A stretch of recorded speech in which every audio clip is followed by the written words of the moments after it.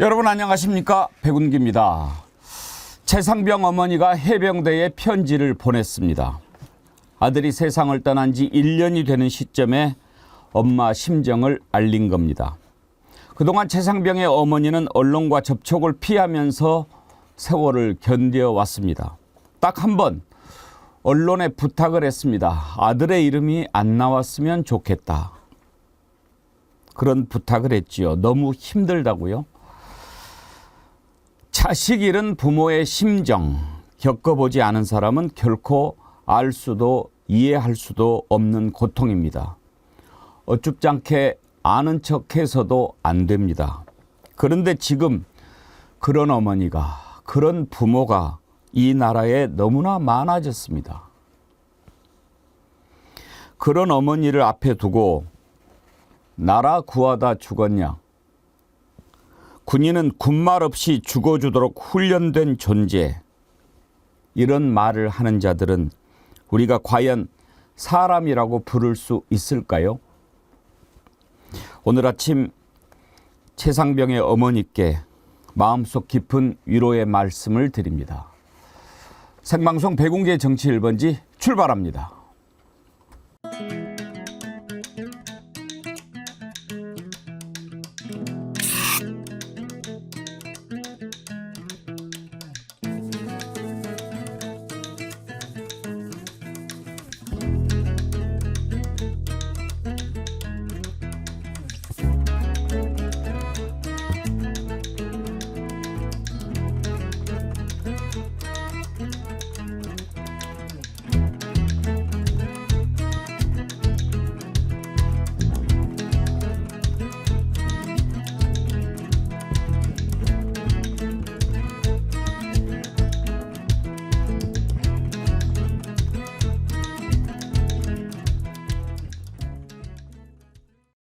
예, 오늘 함께 하실 세 분 패널 소개하겠습니다. 전혜연 전 더불어민주연합 대변인, 임세은 전 청와대 부대변인, 안진걸 민생경제연구소 소장 나오셨습니다. 어서 오십시오. 안녕하세요. 안녕하십니까. 반갑습니다.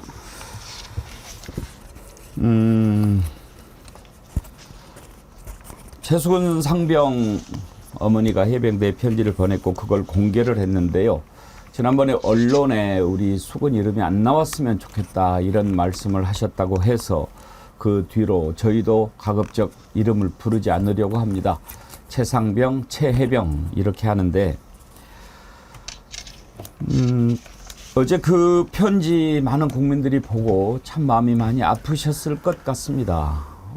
우리가 그 내용을 다 소개할 수는 없지만 어떤 마음이실지 그리고 뭘 바라고 있는지 한번 좀 생각해 보려고 합니다. 전혜연 대변인, 제가 좀 어려운 부탁 하나 드려도 되겠습니까?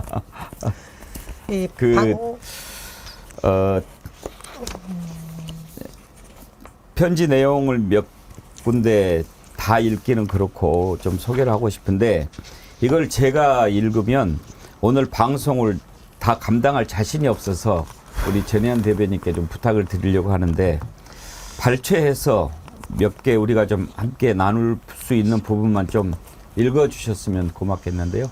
아, 예, 사실 저도 이걸 다 읽을 수 있을지 모르겠습니다만 국민 여러분께서 이 고통에 공감하시면서 이 사건에 더 많은 관심을 갖고 진실이 밝혀지는데 힘을 모아 주십사 하는 마음에서 발췌를 해서 읽어드리겠습니다. 감사합니다. 네. 예. 고 최숙은 엄마입니다. 조금 있으면 저희 아들 일주기가 다가오는 시점에서 그동안 참아왔던 엄마의 심정을 조금이나마 표현해야 살 것 같다 몇 글자 적어봅니다. 저는 늦은 나이에 결혼하여 남원과 서울 신사동에 있는 산부인과를 왕복 8시간 다니며 어렵게 가져 2003년 1월에 저희 아들을 출산하였습니다. 버스를 타고 다니면서 장시간 차를 못 타 멀미를 해가며 힘들어서 울기도 많이 울고 한 번 유산 후 어렵게 출산을 하여 병실에서 너무나 좋아 행복함에 뜬 눈으로 아이만 쳐다보며 아침을 맞이했습니다. 어렵게 얻은 아이라 더없이 행복했고 모든 게 새롭고 세상이 달라 보였습니다. 그런 우리 아들이 하늘의 별이 되어 저희는 모든 것이 무너졌고 멈춤이 되어 버렸습니다. 저희는 군대를 보내는데 휴가 한번 나오지 못하고 5월 12일 수료식 때 부대 근처 펜션에서 점심 식사했던 것이 마지막 날이 되어버렸네요. 누가 이스라엘 마음을 알까요?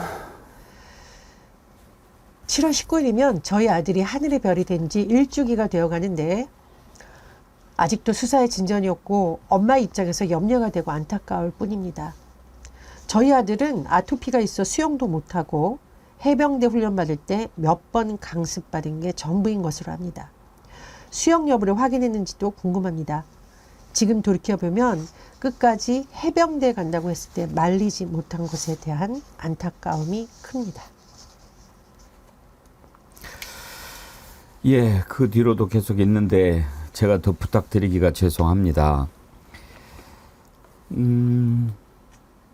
최상병 엄마가 이렇게 이제 편지를 쓰고 그랬던 이유, 편지에 보면 크게 두 가지입니다. 진실이 왜 아직도 안 밝혀지는 겁니까? 빨리 진실을 밝혀주세요. 그게 하나고요. 두 번째는 박정훈 수사단장, 군인으로서의 명예를 회복시켜 주시고 과감하게 선처를 해 주시라 하는 그런 내용입니다. 최상병의 엄마가 이렇게 편지를 써서 해병대에 보내고 공개하고, 제가 여러 번 이렇게 읽으면서 그 마음이 다 짚어지면서 그동안 이제 침묵을 하셨잖아요. 과연 어떤 심정이실까? 지금 이 사건을 어떻게 보고 계실까? 좀 궁금한 점도 없지 않았는데, 박정훈 단장에 대한 신뢰를 갖고 계신 것을 보면서 엄마의 마음도 다르지 않구나 하는 생각을 갖게 됐습니다. 스테이시님, 어제 고 최수근 어머니가 아들의 일주기를 앞두고 해병대에 보내신 편지를 보고 펑펑 울었습니다. 제 아들이 지금 휴가를 나와 집에 있는데 아들 얼굴을 보면 감사한 마음과 동시에 최병 어머니께는 죄송한 마음이 듭니다. 최대한 정치적으로 문제가 되지 않게 신중하게 글을 쓰신 티가 나서 더 괴로웠습니다. 박병원님, 아들을 군에 보낸 아버지입니다. 눈물 나고 가슴이 아픕니다. 지금도 불안합니다. 하영민님, 자식 잃은 부모는 커다란 구멍이 난 가슴으로 살아가겠죠. 한탄스럽기 그지없습니다. 이런 글을 보내주셨습니다. 근데 저는 이 글을 읽으면서 한 가지 좀 놀란 게, 혹시 그 녹취가 준비되면 한번 PD님 찾아봐 주세요. 그때 대대장과 임성근 사단장 통화할 때 그의 수영 잘하나? 뭐 이렇게 물어보고 잘합니다라는 부분이 있을 거예요. 그거 한번 좀 찾아봐 주세요. 여기 보면 저희 아들은 아토피가 있어서 수영도 못하고 해병대 훈련 받을 때 몇 번 강습받은 게 전부인 것으로 압니다. 수영 여부를 확인했는지도 궁금합니다. 이렇게 적었거든요. 안진걸 소장님. 네. 제대로 조사도 안 된 거죠. 그 맞습니다. 부분에. 예. 사전에 아마 그 장병들의 어떤 아토피 또는 뭐 수영 여부 그런 것도 전혀 고려하지 않고 그냥 때려 넣은 거죠. 그냥 지금 사단장이 격자 무늬 모양으로 빨간 티셔츠 입고 그 수색하는 모습, 그것도 장화 신고 들어가서 깊숙이 찔러라. 그 아버님이 현장에서 한 말씀도 있거든요. 저도 어제 이 편지를 읽고 정말 많이 울었습니다. 공수처 관계자들한테 보내드렸습니다. 공수처 관계자들도 다 돌려봤다는 이야기가 있더라고요. 아버님이 현장에서, 아버님이 소방관이잖아요. 수십 년 안전 업무를 하는 소방관들도 이런 급류에는 못 들어간다. 들어가면 휩쓸린다. 이런 이야기도 있어요. 그거랑 겹쳐서 어머님 이야기를 생각하면 정말 그 장병이 일면 예외적으로 수영도 잘하고 또 뭐 피부병도 없는 장병들을 안전하게 최소한 구명조끼하고 안전 연결 띠하고 2개를 하고 들어갔으면 절대 이런 일이 없었겠죠. 어머님이 현장에서 또 그런 이야기도 합니다. 왜 구명조끼 입히지 않았냐고 절규하는 그 영상이 옛날에 있었죠. 그 1년 전쯤에. 그래요. 임채연 대변인. 엄마가 이렇게 썼어요. 전 다른 거 바라는 거 없습니다. 누가 7월 19일 날 유속도 빠르고 흙탕물인데 왜 물속에 투입시켜 실종자를 찾게 했는지, 그리고 그 상황에서 장화를 싣고 들어가서 수색을 하게 했는지, 장화 속에 물이 들어가서 걸음이 더 힘들다는 생각은 하지 않았는지, 그걸 밝혀주십시오. 그렇게 썼어요. 네, 그러니까 저도 이제 자식 둘을 키우고 아들도 하나 있는데 그 어머니의 마음이 어느 정도 아주 약간은 이해가 됩니다. 그러니까 어쨌든 군대에 아들을 보낸 것은 이런 이렇게 전사해서 하늘에 별이 돼서 오는 걸 기대하는 게 아니라, 사실 어제 이제 BTS의 진 씨가 이제 전역해서 나왔는데요. 와서 엄청 환영을 해주지 않습니까? 그렇게 군대 의무를 잘 마치고 환영해주고 싶었던, 국방의 의무를 충실했던 아들에 대해서 기대를 했을 거예요. 그런데 사실 예를 들어 지금 우리가 전시 상황도 아니고요. 단지 그 임성근 사단장을 비롯한 여러 사람들이 본인들이 어떤, 이게 뭐 제가 추정이고 여러 가지 보도에 의하면 위에 잘 보이고 뭔가 우리가 보도가 막 나와서 마치 해병대를 본인의 액세서리처럼 이용당하는 장면에서 그렇기 때문에 그 죽음이 이른 거 아닙니까? 예를 들어 전쟁에 참여를 했다던가 등등의 그런 이유가 아니라, 물론 그럴 때도 당의 전사에 대해서는 우리가 조심해야 되지만, 근데 단지 본인의 안위를 위해서, 본인의 영달을 위해서 어떻게 보면은 그 위험에 빠뜨리게 된 사안에 대해서는 당연히 어머니 입장에서는 그 경위를 알고 싶고 누군가의 힘을 물어야 되는 것이 당연히 어머니의 역할인 것입니다. 그런데 지금까지 이제 특검 상황이나 이런 걸 봤을 때 너무 그 집권 여당과 대통령실이 이 최해병 사건에 대해서 정치적으로 이용한다는 느낌을 들으면, 부모는 정말 내 목숨보다 귀한 아들이 그렇게 이용당한 것 같아서 이렇게 전사를 했는데, 근데 그마저 정치적으로 이용한다는 것에 대한 용납이 안 되셨을 것 같아요. 그래서 그런 얘기, 특검 얘기 쓰지도 않습니다. 그냥 진실을 밝혀달라는 담백한 말씀만 하세요. 저는 이 말인 즉슨 지금 정치권에서, 그러니까 특히 야당과 대통령실이 이걸 너무 정치적으로 이용한다는 느낌이 들까봐 그 말을 애써 감춘 것 같습니다. 그런데 이 속내를 보면 빨리 특검이든 뭐든 해서 진실을 밝혀라라는 게 어머니의 진실된 마음인 것 같아요. 그런데 저는 이 국민의힘의 사람들을 보고 정말 경악한 게, 이 편지 내용에 특검을 하라는 얘기가 없기 때문에 특검을 안 해도 된다는 식으로 이야기를 하더라고요. 국민의힘에서는. 그러니까 정말 저는 이럴 때 과연 인간이 모두가 성선설로 기반으로 착한 마음 갖고 있는 건 아닌 것 같다라는 생각을 국민의힘 의원들이 이 상황을 보고 생각이 들었습니다. 수영을 잘 하지도 못하지만 수영을 잘해도요. 혹시 이제 수영을 해보신 분은 알지만 만약에 물에 빠지면 제일 먼저 신발을 벗어야 됩니다. 그래야 발차기를 할 수 있죠. 신발 신고 물속에서 어떻게 발차할 수 있습니까? 그런데 지금 장화를 신게 했어요. 공전저루님, 장화 신고 물속에 들어가라는 것은 자살하라는 소리와 같습니다. 정말 무지한 행동입니다. 장화에 물 들어가면 젊은 사람도 순식간에 물속으로 가라앉아요. 해병대 사단장이라고 하는 사람 해병대에서 쭉 있었을 거 아닙니까? 그 부분 준비가 됐습니까? 한번 들어보시죠. 야, 이거 수면을 어떻게 내려가냐? 못합니다, 선배님. 이거 하면 안 됩니다. 위험합니다. 참, 그 장화 신고 들어가면 지금 못하고 물이 더 빠져야지. 야, 지금 너무 많이 와. 사단님 아직도 계십니다.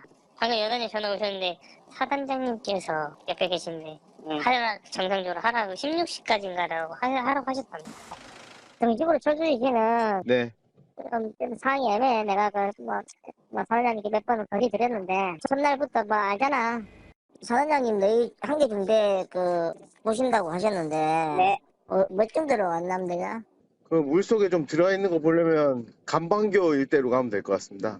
대대장들이 네 말 안 듣냐? 막 이런 식으로도 칠레단한테 얘기를 막 했었대. 보여? 얼굴 보여? 얼굴이 안 보입니다. 야. 알았어. 그 친구가 수영할지 아냐? 예, 수영 잘 한다고 합니다. 덩치도 좋고 수영도 잘 한다고 합니다. 아, 알았다. 예. 얘들 언론 이런 데 접촉이 돼서는 안 되는데 애들 관리가 돼야 되거든. 어떤 식으로 관리가 돼야 되겠냐? 정말 이 정권에 들어서 기억해야 될 그런 이름들이 많습니다. 임성근, 김계환, 권익위원장 유철환, 이런 이름들 우리가 꼭 기억해야 됩니다. 임성근 사단장이요, 탄원서를 보냈습니다. 경찰에. 그런데 그 탄원서 가운데 이런 표현이 있습니다. 군인은 국가가 필요할 때 군말 없이 죽어주도록 훈련되는 존재.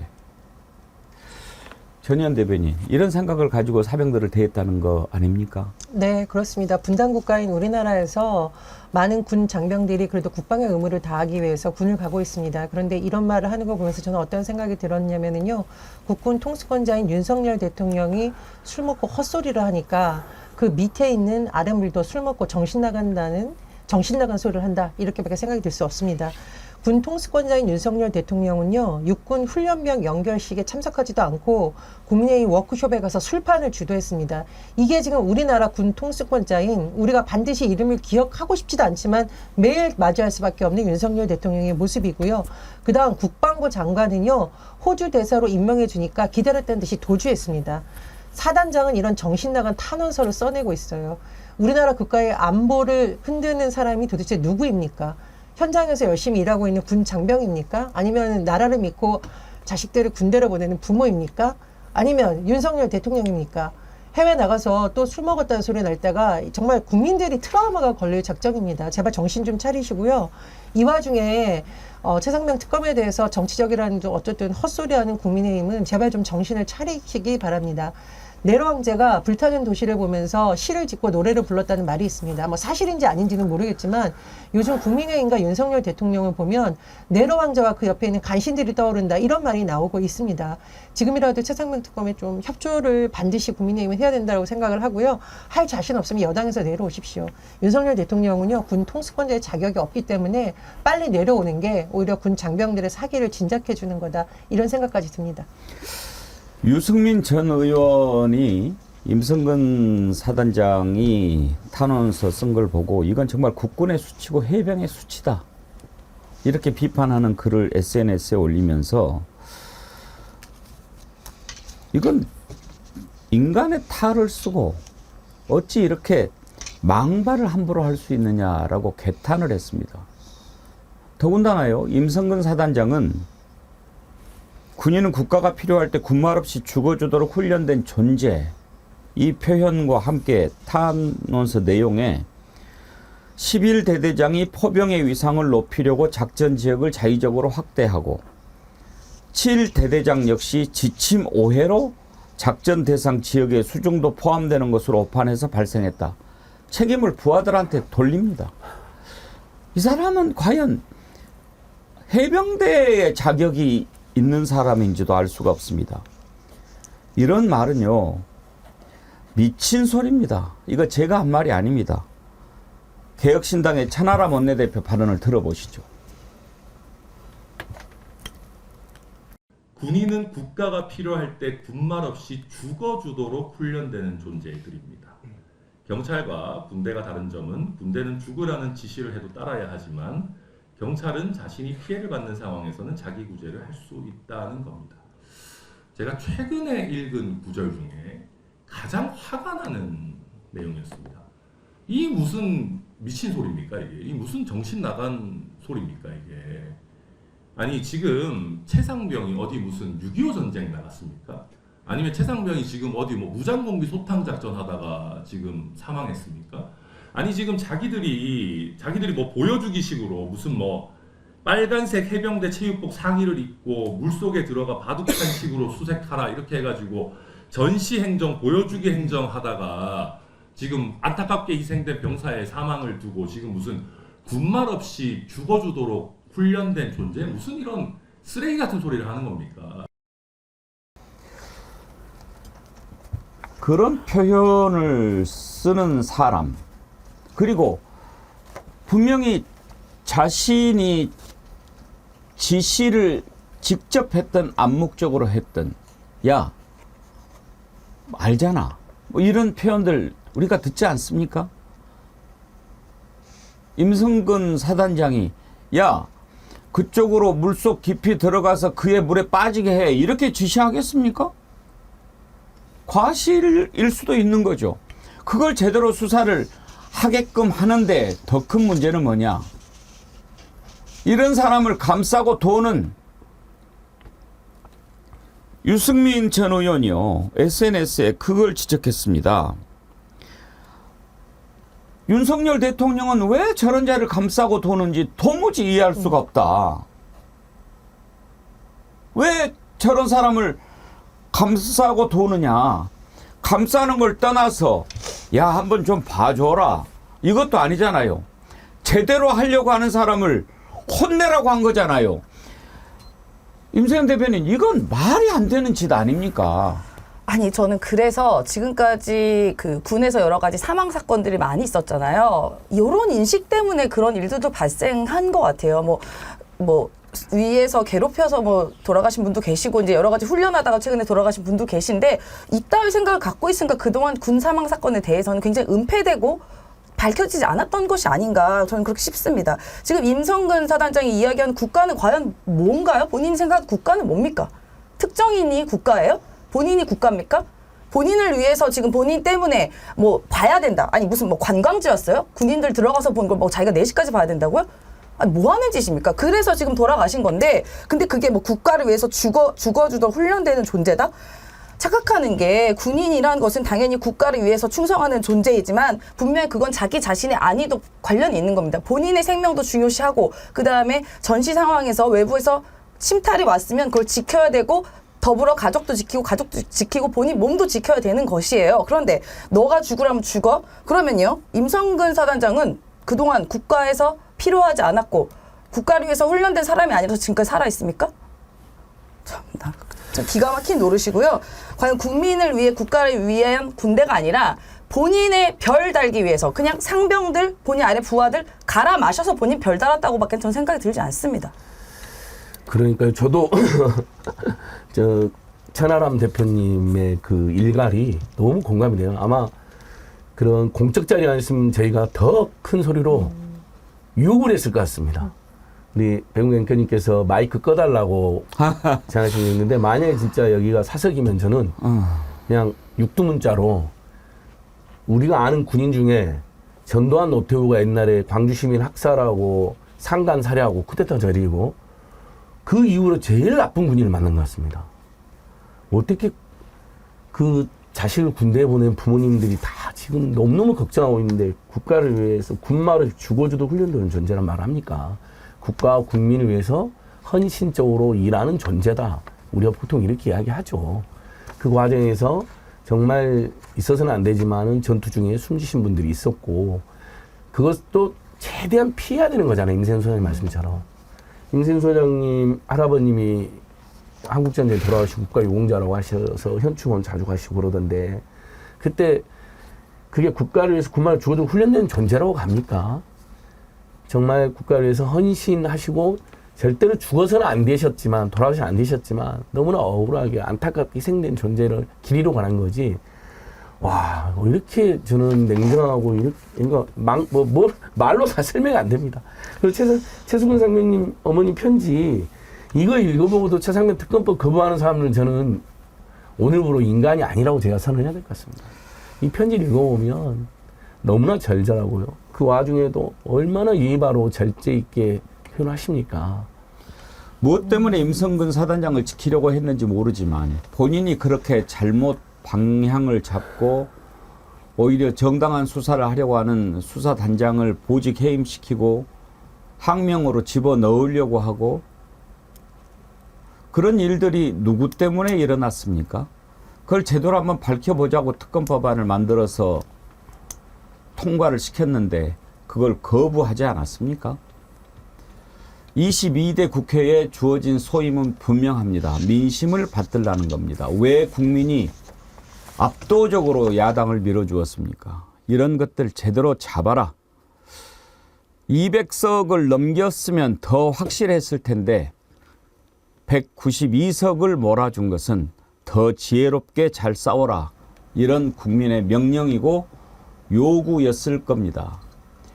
다행히 22대 국회 시작하자마자 속도를 내고 있습니다. 어제 법사위에서 일단 통과가 됐는데요. 소위도 열고 하면은 한 달 정도 걸릴 것 같습니다. 어제도 그 회의 후에 정청래 법사위원장이 왜 이렇게 해야 되는가 한마디 하더군요. 들어보겠습니다. 안타깝게 순직한 최상병과 그 또 가족들의 입장에서 보면 하늘이 무너지고 땅이 꺼지고 천하와 우주가 눈 감은 것과 똑같은 고통일 것입니다. 국민 한 사람 한 사람의 생명과 재산을 책임지고 그리고 국민들의 이 눈물을 닦아줘야 될 책무를 포괄적으로 가지고 있는 것이 대통령이라고 생각합니다. 이런 국민들의 절절한 심정을 외면하거나 짓밟거나 때로는 왜곡하거나 축소하거나 은폐하거나 해서 잘 되는 정권을 본 적이 없습니다. 윤석열 정권 대단히 유감스럽습니다. 그리고 법무부 장관 오늘 부출석 대단히 유감스럽게 생각하고 이런 일이 다시 발생하지 않도록 위원장으로서 또한 직무를 성실히 하겠다라는 말씀을 다시 한번 드립니다. 전현희 대변인 첫 번째 회의인데 법무부 장관이 안 나왔나 보죠? 그렇습니다. 그리고 사실은 이제 야당, 민주당과 조국혁신당이 주도적으로 회의를 진행한 것으로 보이는데요. 이쯤이면 국민의힘은 여포당입니다. 여당을 포기한 당이에요. 별도로 본인들이 무슨 회의를 연다라고 하는데 국회가 버젓이 있는데 왜 별도의 회의를 합니까? 여당 그렇게 하기 싫으면 빨리 윤석열 대통령을 국민의힘이 주도해서 하야를 시키든지 퇴진을 시키십시오. 그리고 윤석열 대통령 별명이 한때 방구석 여포였잖아요. 요즘 그 별명이 다시 회자된다라고 합니다. 나라를 위해서 일하고 있는 군장병들도 제대로 못 지키면서 뭔 맨날 힘에 의한 평화를 주도합니까? 군장병들이 이 상황에서 무슨 사기가 진작이 되겠어요? 그런 생각이 들고요.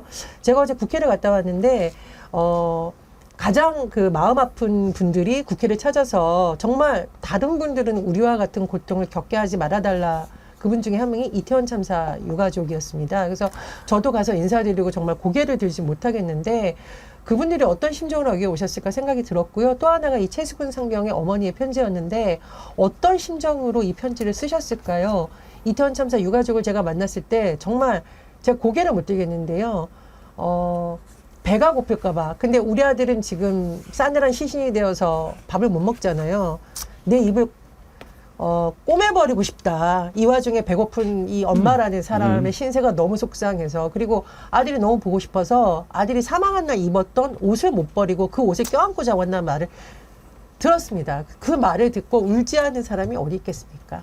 그런데 이 어머니가 편지를 보니까 모든 삶이 속누리트에 무너지고 고통 속에 사는 모습을 한 번이라도 생각해 봐달라. 나의 입장을 헤아려 달라고 통곡을 하고 있습니다.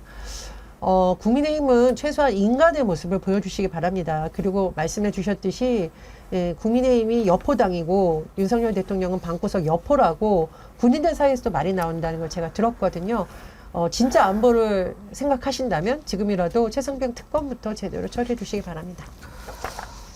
아싸님이요. 육군 병장 아들을 둔 엄마입니다. 저는 죽어도 되는 사람이라고 군대에 보낸 것이 아닙니다. 가족을 지키고 나라를 지키라고 보냈습니다. 이제는 나라가 우리 아들들을 지켜주십시오. 부탁드립니다. 그런 글을 주셨고요. SY2420림님. 저희 아들도 2003년 1월생입니다. 최해병과 같은 시기에 군생활을 했고 아들 친구는 그때 최상병과 같은 부대에 있었습니다. 전혀 남의 일이 아닙니다. 어제 편지 보고 너무 울었습니다. 저 악마들을 어떻게 해야 할지 7월이면 통신 기록이 삭제된다는데 저도 매일매일이 초조하고 가슴이 터져 나갈 것 같아요. 정말 어떻게 해야 하나요? CYJ님 지난해 일반 수영선수였던 젊은 시동생도 저수지 낚시터에서 장화를 치는 채 저 세상으로 갔습니다. 경찰서에서 장화를 신어서 못 빠져나왔다고 하더라고요.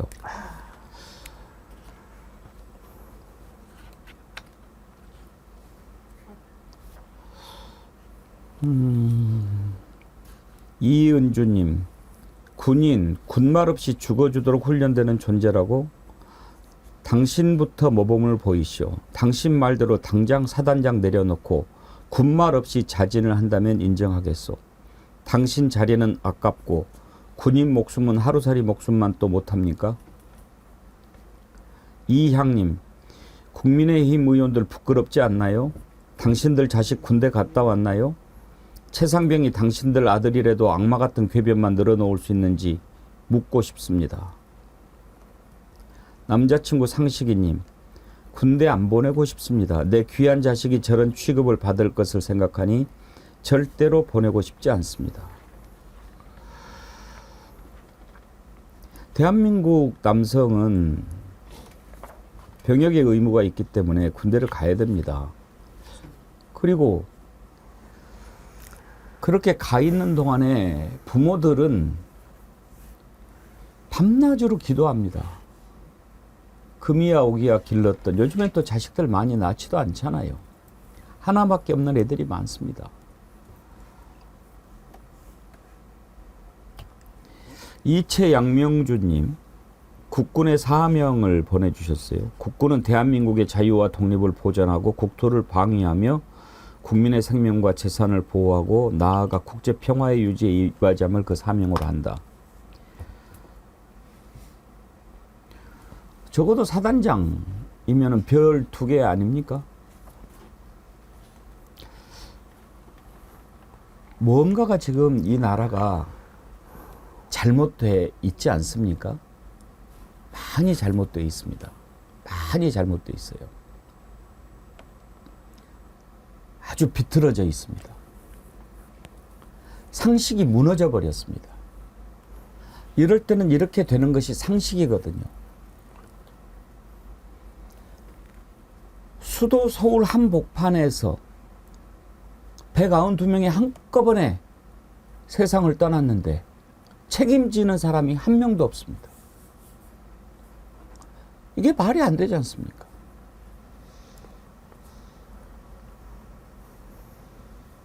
멀쩡하게 군에 가서 잘하고 있던 사병이 전혀 사실 그건 이제 지원 업무죠. 지원 업무에 투입돼서 일을 하는데 구명조끼도 입히지 않고 완전히 규정에 어긋난 그런 일을 하다가 변을 당했습니다. 그래도 책임지는 사람 한 명도 없습니다. 이게 지금 대한민국입니다. 누가 이렇게 만들었습니까? 잘못을 해도 책임을 못 느끼는 것만 해도 문제인데 그걸 비틀어 버립니다. 잘한 사람을 벌 주고 잘못한 사람을 지켜주려고 하는 이 나라를 지금 누가 그렇게 만들었습니까? 문제는요, 지금 많은 분들이 걱정하시는 것처럼 1년이 돼갑니다. 최상병 엄마가 편지를 쓴 것도 그걸 걱정하신 걸 겁니다. 1년이 돼가는데 아직도 밝혀지지 않아요. 일단 지금 용산과 관계자들 간에 이종섭, 김계환, 임성근 이런 자들 간에 막 오고 갔던 통화들 1년이 지나면 삭제된다는 거 아닙니까? 통화 기록이 얼마 남지 그 보존 기간이 얼마 남지 않아서 이번에도 특검을 이제 빨리 해야 되는데 또 이번에 거부권 행사한다고 할 거거든요. 아예 지금 국민의힘 거부권 행사하도록 하겠다라고 얘기를 해요. 추경호 국민의힘 원내대표 노골적으로 얘기합니다. 자랑스럽습니까? 한번 들어보시죠. 본회의 통과가 된다면은 우리는 대통령께 제2요건 행사를 강력히 건의한다. 이제 민주당은 물론이고 다른 야당도 다 함께 이번에 최혜병 특검법 발의하고 상정하고 통과하는데 힘을 합칠 겁니다.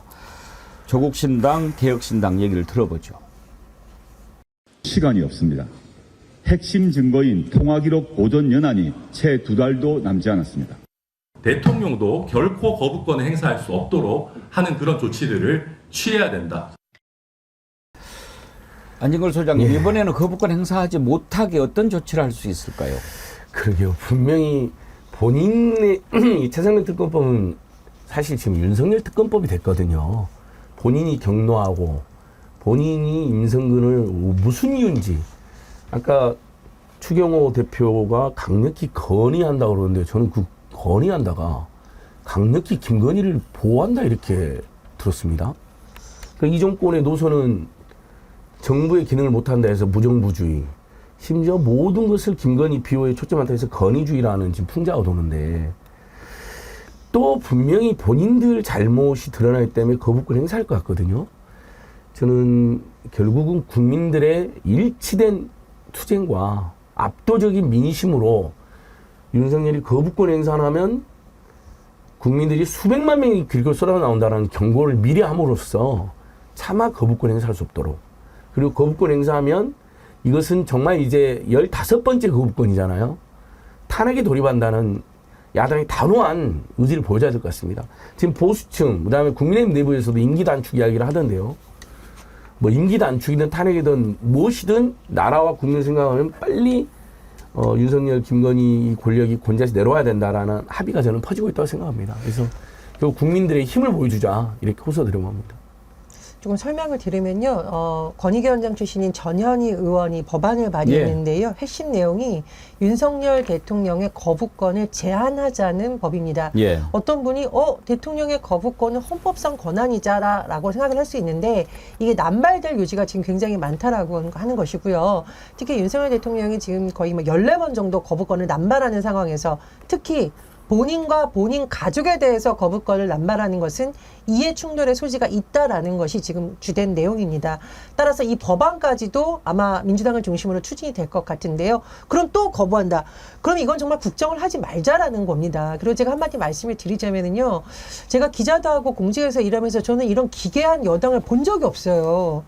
야당이 보이콧하면 여당이 가서 설득하고 왜 이래 국회가 일을 해야지 이런 경우는 많이 봤는데 여당이 우리는 국회 안 할 거야. 마음대로 해. 우리 법안 처리 안 할 거야. 이렇게 하는 여당을 본 적이 없습니다. 저는. 그래서 제가 자꾸 여포당이라고 하는 겁니다. 어쨌든 대통령이 지금 거부권을 워낙 남발하다 보니까 윤석열 대통령의 이해 충돌에 대해서는 거부권을 제한하는 법안까지 발의가 됐는데요. 이 부분도 좀 앞으로 지켜봐야겠습니다. 양심이 있으면, 그러니까 이건 어떻게 보면 양심과 관련된 문제인 것 같아요. 네. 자기 자신과 관련된 부분은 거부권 행사하면 안 되는 거 아닙니까? 그러니까 지금 이 정권의 가장 큰 문제는 어떤 뻔뻔함인 것 같아요. 죄를 지어놓고도 그게 드러나도 뻔뻔하게 무시하는 거죠. 지금 김건희 하는 걸 보십시오. 거기 권익위도요, 이번에 그거를 종결 조치를 했는데 그 전에 권익위에서 이렇게 그 표결을 할 때 보면 지금 대상이 된 사람은 나하고 사법연수원 동기라서 나는 이번에 빠질래. 이렇게 회피 신청을 합니다. 그게 사실 기본 아닙니까? 그런데 이번에 유철환 또 부위원장 그자 이름이 뭐죠? 정승용인가? 정승윤. 네? 정승윤. 예. 다 표결에 참여했어요. 검찰 출신이고 서울대 법대 동기고. 그러면은 내 서울법대 동기 친구 그 배우자가 걸려 있는 일이면 회피해야 되지 않습니까? 임세현 대변인 그래 놓고도 가가지고 딱 이렇게 한 표만 더 했어도 종결 처리가 안 됐을 거 아닙니까? 네. 그리고 심지어 이제 그 안에서 내부에 논의를 할 때도 김건희 씨 관련돼서 뇌물이다 이런 이야기가 나오니까 뇌물이란 단어를 좀 쓰지 말자라는 이야기도 했었다고 해요. 아니 무슨 단어까지 거기서 회의에서 이야기를 합니까? 그러니까 저는 이 정부 들어와서 가장 심각한 것은 이제 삼권 분립이라는 기본 민주주의 체제 자체가 허물어지고 있다는 것이고 그걸 우리가 지금 낱낱이 실시간으로 이제 보고 있다는 것이거든요.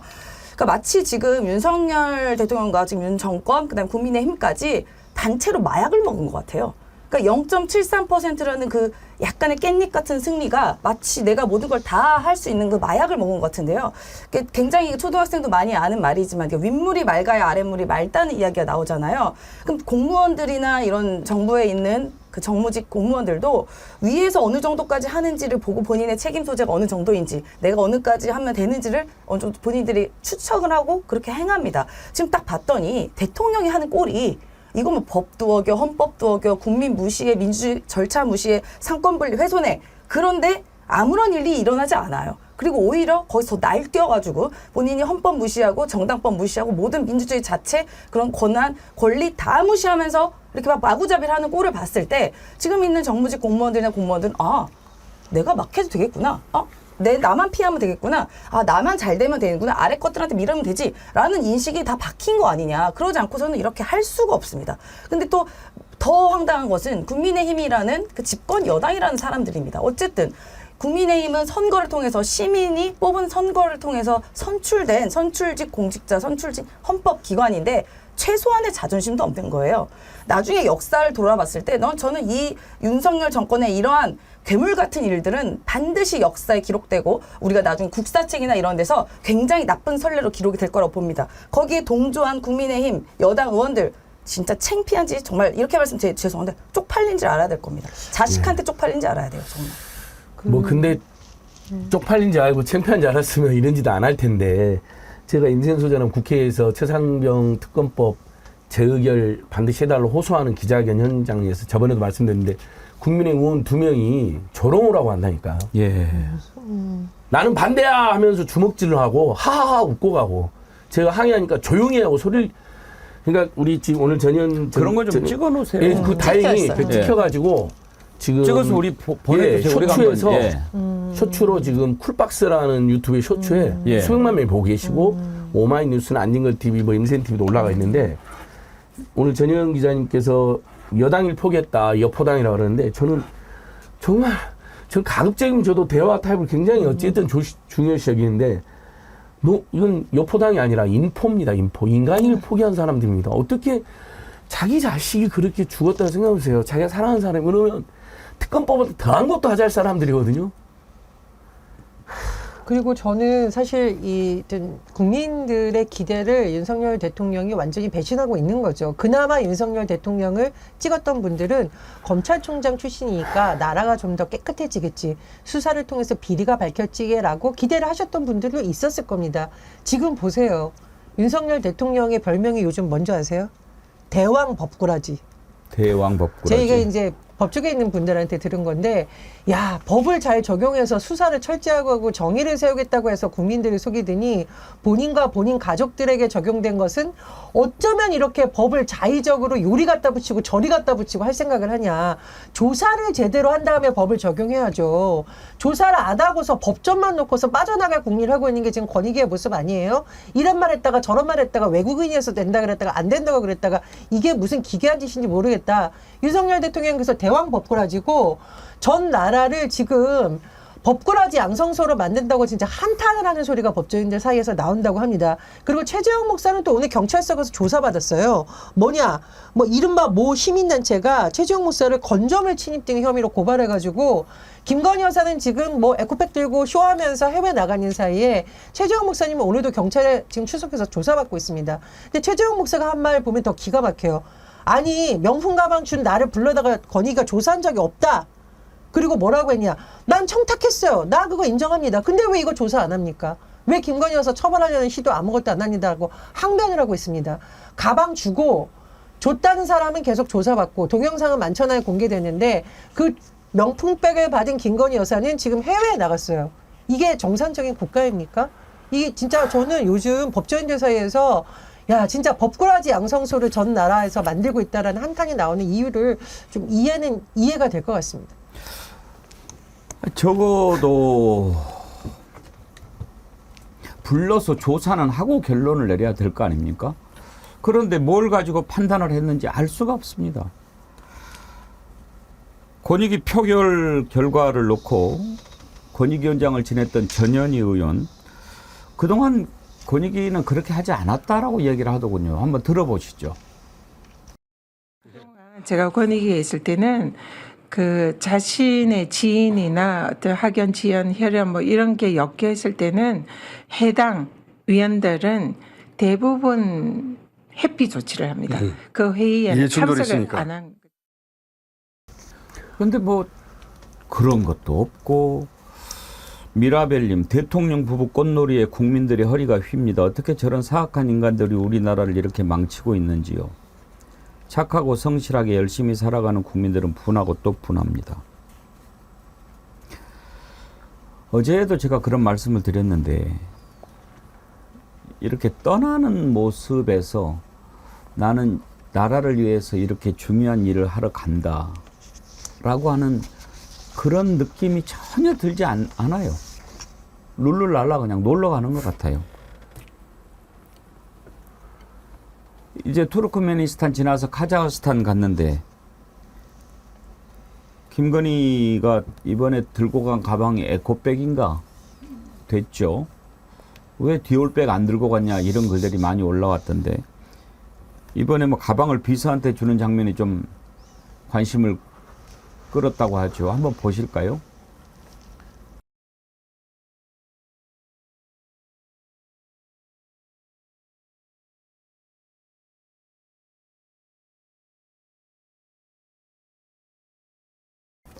그런 걸 노룩이라고 하죠, 임세은 대변인.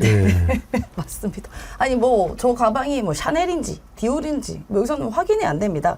근데 지난번에도 에코백 들고 갔었어요. 그 당시 또 뭐가 문제가 됐냐? 에코백 안에 이른바 에르메스로 추정되는 정말 파우치가 이렇게 이만큼 보였습니다. 그래서 정말 그게 뭐냐 샤넬이냐 에르메스다 이런 얘기가 있었는데요. 이번에도 근데 똑같은 에코백을 들고 갔단 말입니다. 그런데 지금 본인이 저는 이런 뻔뻔함이 정말 치가 떨리는 게요. 지금 디올백 사건으로 여러 가지 권익이나 또 최재형 목사의 조사라던가 본인이 관련되어 있는데 그럼 가방을 잘 들고 가지 말던가 꼭 가방 들고 갑니까? 예전에 김정숙 여사 같은 경우는 순방 갈 때 가방 그렇게 꼭 본인이 안 들고 갔었어요. 어차피 수행 직원들이 뭐 물품 같은 거 챙겨서 가기 때문에. 근데 보란 듯이 가방 저는 이거 국민 조롱이라고 봅니다. 게다가 또 그 에코백. 그리고 에코백 살짝 보이는 게 이번에 또 은색이 보이더라고요. 이렇게 살짝 고안에는. 뭐 거기엔 또 뭐가 들었는지 모르겠습니다만. 지금 전해주는 가방은 들고 갔을 때 그 에코백은 아니죠? 아니었어요. 그 딱 전달해 준 거고 다시 근데 딱 에코백으로 갈아서 비행기 계단을 올라갈 때는 들고 가지 않습니까? 저는 이거 국민 상대로 조롱하는 걸 봐요. 국민에게 야 니네 백날 지져봐라. 나는 하던 대로 할 거야. 그리고 마침 그 에코백에 있는 그림이 개 그림입니다. 네, 개가 짖고 있어요. 바이바이 플라스틱 이러면서. 네. 아니 뭐 바이바이 플라스틱이야. 그 개를 좋아하기는 해요. 사과도 개 사과하고 그렇죠. 이번에 또 네. 선물도 개를 받더라고요. 네, 맞습니다. 네. 그래서 그러면 국민- 이번에 2마리인가 받았는데 네. 그러면 그 집에 개가 몇 마리 되는 거예요?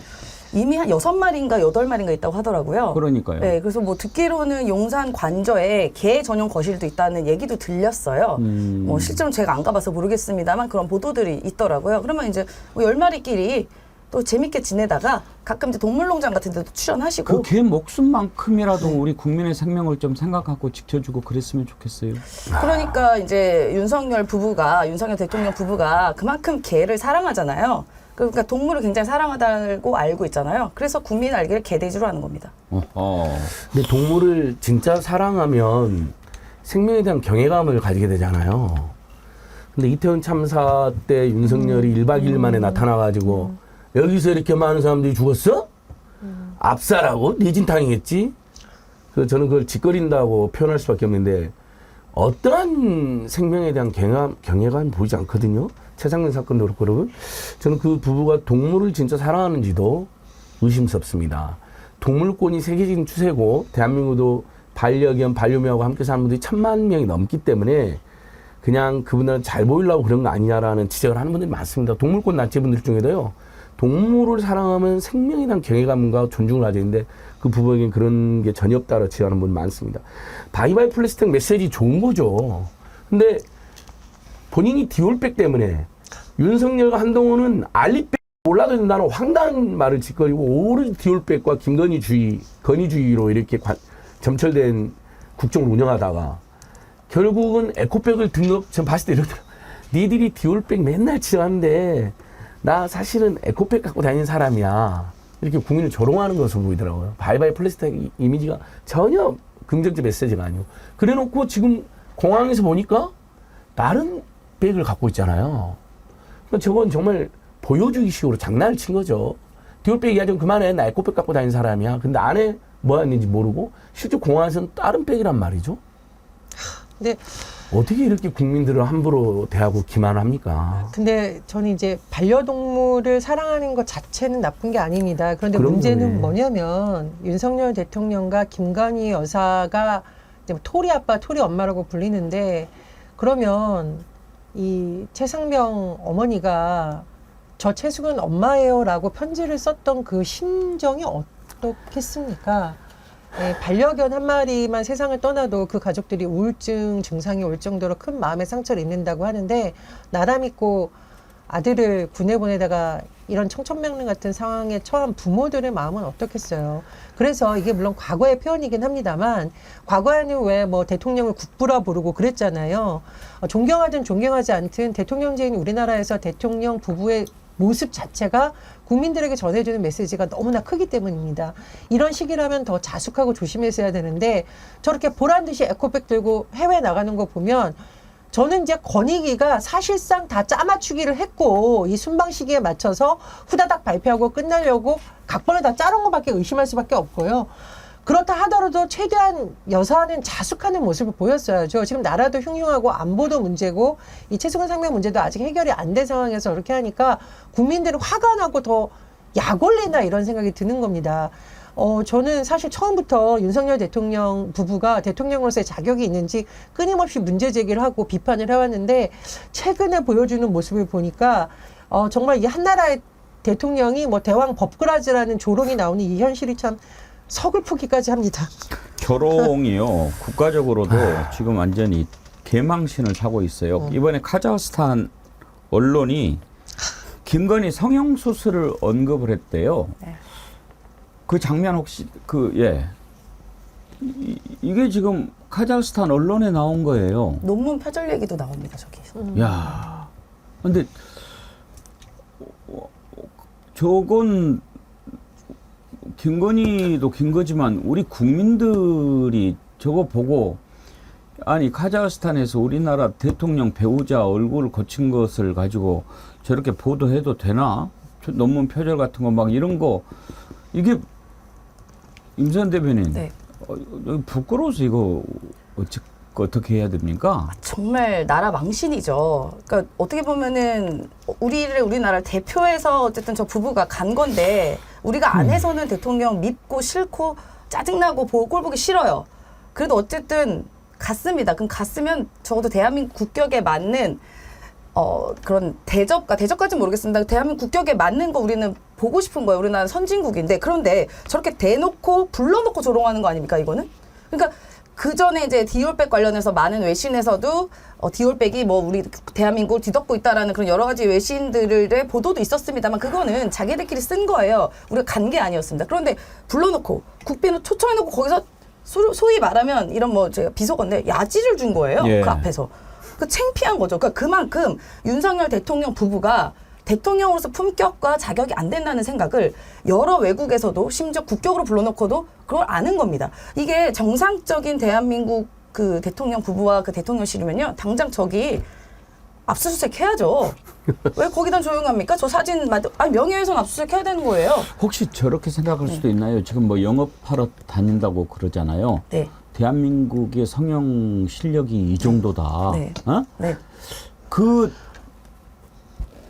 한 번만 다시 띄워봐 주십시오. 외신에서 나온 거니까 한번 보고 싶은데 저는 정말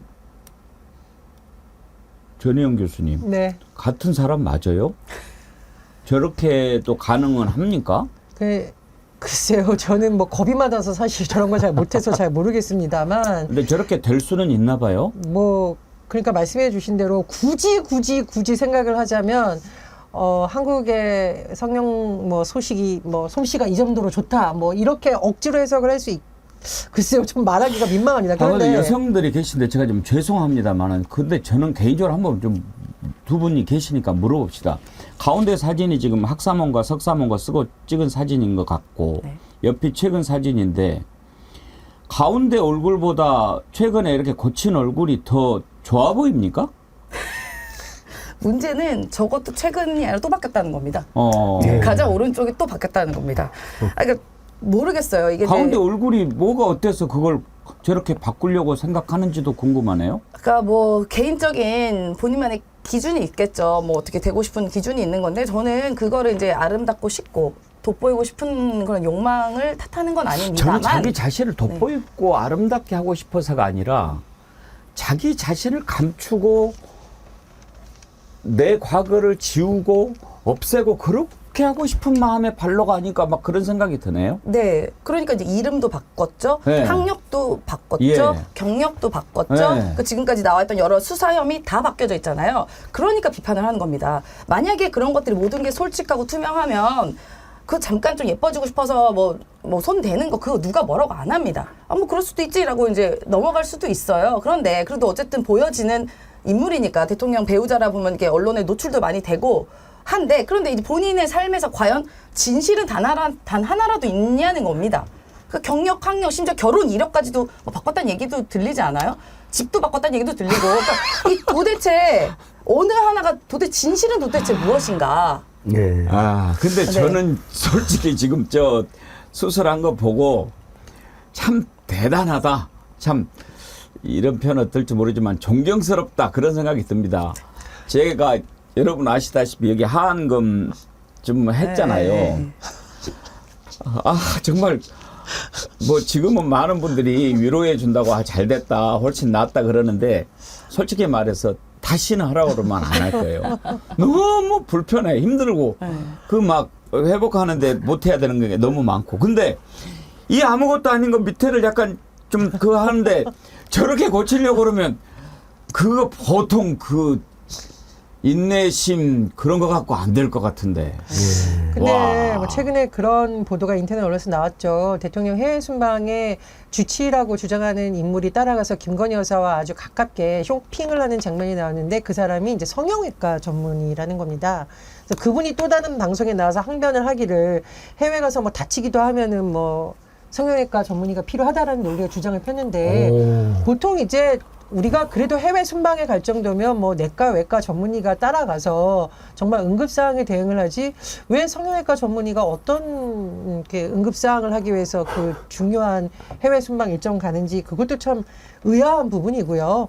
또 하나는 이게 해외 언론에서 보통은 다른 나라의 정상에 오면 그 정상의 배우자에 대해서도 뭐 문화에 관심이 많고 뭐 어떤 철학을 가지고 있고 이 나라의 약자들을 위해서 어떤 기여를 하고 이런 기사가 많이 나왔었죠. 그런데 김건희 여사 같은 경우에는 나토 방문했을 때 기억이 나실 겁니다. 리투아니아 해외 외신에 김건희 여사가 명품 쇼핑하는 게 떡 찍혀서 나갔어요. 그때도 우리나라 언론이 이거 명예훼손이라고 압수수색할 거냐 어떻게 할 거냐 이번에는. 그러니까 해외만 나가면 우리나라의 국격을 높이거나 우리나라 문화를 알리는 어떤 외교 사절의 역할을 하는 여사의 모습이 되는 것이 아니라 뭐 성형을 저렇게 했다라던가 뭐 명품 쇼핑을 했다라든가 이런 게 나오니까 영업사원이 아니라 영업을 망치는 사원이고 국격 떨어지는 부부다. 이런 비판이 나올 수밖에 없는 거예요. 범호랭님 독하다고 표현하죠. 독해요. 지우아빠 헬리님 어느 정도 성형은 얼마든지 할 수 있습니다. 하지만 김건희는 얼굴, 이름, 학력, 직업 모든 걸 감추려고 신문 세탁한 겁니다. 지은 죄가 얼마나 많으면. 그렇죠. 복사님 남편도 바꿨잖아요. 그건 잘 모르겠어요.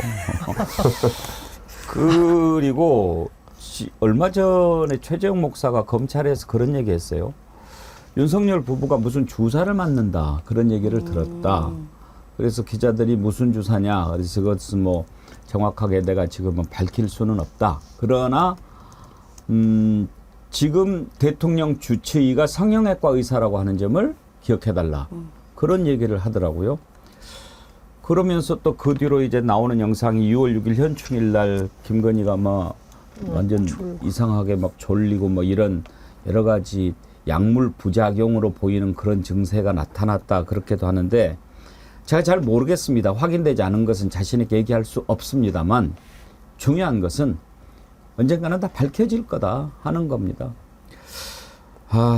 임세현 대변인 오늘 오셨는데 우리가 일부에 이 최상병 엄마 편지도 읽고 하면서 너무 좀 무거웠잖아요. 일부 또 이렇게 너무 무겁게 끝낼 수 없지 않아요? 아니 진짜 지난주에 큰 화제가 되셨죠. 그 영상이 정말 이게 우리 백운기 정어리 TV뿐만 아니라 다른 데서 막 이렇게 가져가서 지금 100만 회가 넘었어요. 응용이 100만 엄청 됐더라고요. 그래서 저희 제주도 사는 한참 연락 안 했던 후배가 갑자기 전화가 가지고 누나 얼굴이 막 돌아다닌다고 김건희 씨 흉내내는. 그래서 누나 그런 사람이었어 뭐 이러고 하여튼 그런 게 아주 재밌는 에피소드가 있었죠. 예. 지금 카자흐스탄 뭐 이런데 중앙아시아 얼마 만에 나가는 거예요? 6개월 넘었죠. 넘었죠. 얼마나 좋을까? 뭐 좋을 때는 어떤 식으로 해요? 좋을 때요. 좋을 때를 사실 잘 못 봐가지고 우리 여사님, 아직 해외 나가실 때 표정 보면 좋아 보이시더라고요. 네, 근데 뭐 말투는 늘 비슷하니까. 어떤 식으로 합니까? 그때는 조금 약간 이렇게 기뻐하는 말투는 네. 이렇게 말을 좀 더듬어요. 말하다가 흥분하셔가지고. 저는 우리 여러분을 볼 때마다 참 멋있다. 대한민국의 자랑이다. 에이스 중에 에이스는 여러분이라고 생각합니다. 에이스. 그리고 잘 아시지만 저랑 우리 남편은 개를 엄청 좋아하잖아요. 우리 아저씨도 개를 되게 좋아해요. 그래서 심지어 개를 구별을 해요. 어떻게 구별하는지 아세요? 식용인 개와 아닌 개를 구별합니다. 우리 남편이 개를 엄청 좋아하거든요. 오늘 사실 저 목소리가 너무 다운돼가지고 더듬는 건 일부러 그러니까 그렇게 많이 더듬더라고요. 네, 이게 막 발음이 이게 막 빨리 말하다 보면 단어가 잘 생각 안 나는지 조금 이렇게 막 더듬 할 때가 있어요. 멤버 단어 유지나 구사력이 좀 부족해 보입니다. 그러니까 에이스 중에 에이스. 공식 행사에서 보면 이제 그걸 우리가 가끔 그런 말 쓰잖아요. 못 배운 티가 난다는 말 가끔 하는데 사실 못 배운 사람도 존중받아야 되지만 최소한 공식 행사에서 영부인이 준비를 해야 되는데 윤석열도 그 열중 시업 그걸 안 하잖아요. 국군의 행사 때 계속 전혀 이 부분은 준비를 안 합니다. 지 멋대로 한다는 게 문제가 되는 거죠. 성형이든 이혼이든 뭐 그걸 문제 삼겠습니까? 계속 이야기하는 것처럼 인생을 조작해버리는 거. 주가 조작도 모자라서 잔고 조작, 그것도 모자라서 고속도로 조작까지 하는 부부기 때문에 성형까지 같이 달아나면서 아예 인생을 조작하는구나. 모든 걸 조작하는 세력이다 이렇게 돼버리는 거죠. 임세현 대변인 성대모사 중에서 제일 인기가 많았던 게 그거예요. 인생이란 무엇인가. 그 대단했죠. 그 도사들과 이제 예. 뭐 철학적인 이야기하면서 그러니까 이게 보니까 삶은 무엇인가였더라고요. 삶은 무엇인가. 나는 준비할 시간이 없어 바빠서 그 시간에 도사들이랑 이야기하지. 삶은 무엇인가. 그치 동생 이렇게 얘기하죠. 그치 동생. 그래도 임세현 대변인 덕택에 조금 마음을 풀고 일부를 마칠 수가 있게 됐네요. 털 뽑힌 천공님 아이디가 참 재밌으십니다. 그러면 개 4마리가 귀국하는 거네요? 신호님, 분명한 건 김건희 얼굴에서 그대로 느껴지는 게 국민을 비웃으면서 비행기를 타는 모습이었습니다. 그런 느낌 받으셨죠? 저도 그랬거든요. 야구르지 마음대로 해봐라. 막 이런 느낌. 그런 느낌을 받았어요. 그렇죠. 검찰 수사팀을 학살한 날 공식 일정을 제기했잖아요. 그렇죠. 그리고 야 디올백 무혐의야. 좀 있으면 발표될 거야. 나 그러니까 에코백 들고 간다? 거의 이런 태도죠. 이미 다 보고를 받고 행보를 하는 겁니다. 베프맨님, 태국에서 자식을 초등학교 보내는데 그 초등학교에서 회의를 할 때조차도 자신과 관련이 있으면 그 회의에서 빠지는 것이 당연합니다.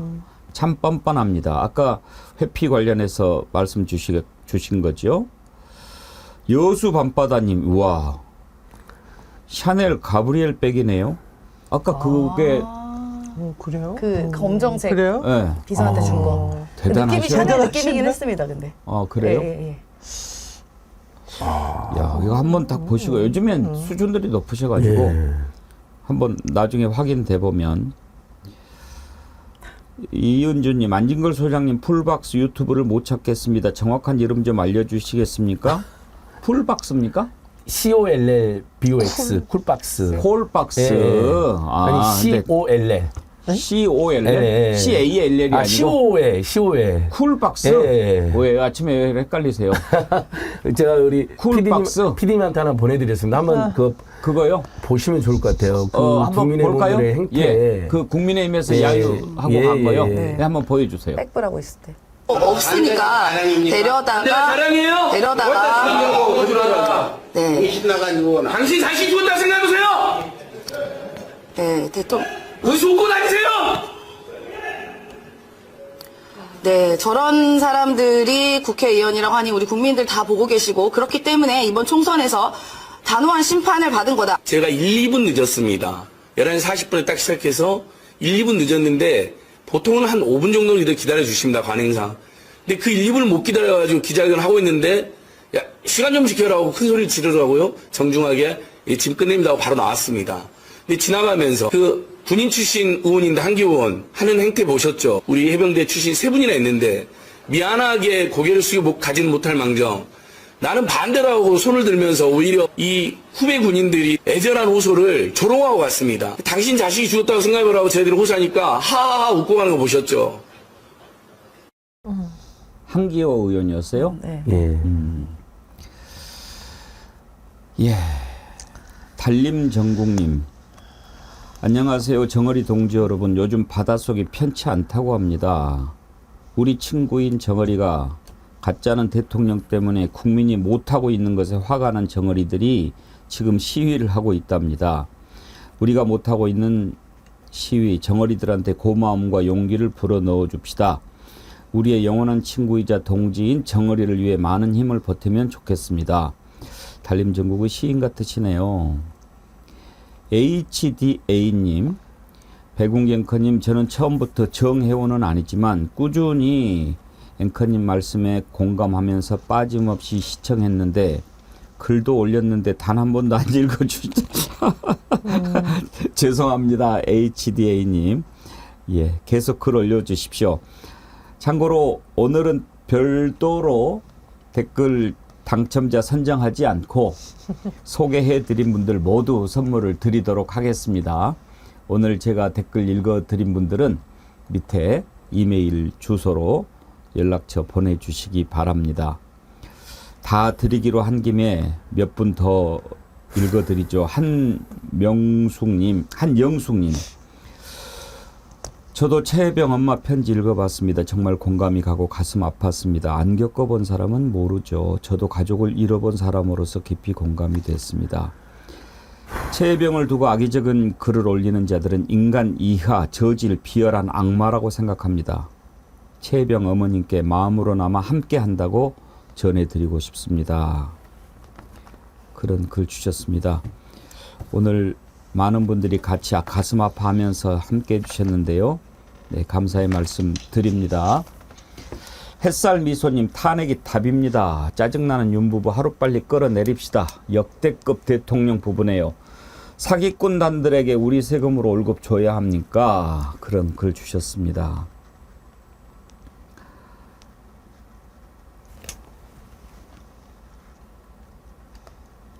추억의 메텔님, 참으로 어렵고 거꾸로 가는 세상 살아가는 정어리한 가족 여러분들 힘냅시다. 오늘 아침 방송 보면서 가슴이 참 아픕니다. 자식을 키우는 부모라면 최혜병 엄마의 마음을 어느 누구라도 이해할 수 있지 않을까요? 네. 이현님, 슈퍼챗 보내주셨네요. 상식도 공정도 개념도 없는 이 정권에서 살아가기 힘드네요. 그러셨고요. 보수형님 TV께서도 슈퍼챗 함께 하시면서 군대든 산업체 어디든 안전이 최우선입니다. 군대는 안전보다 명령이 우선입니까? 물어봅시다.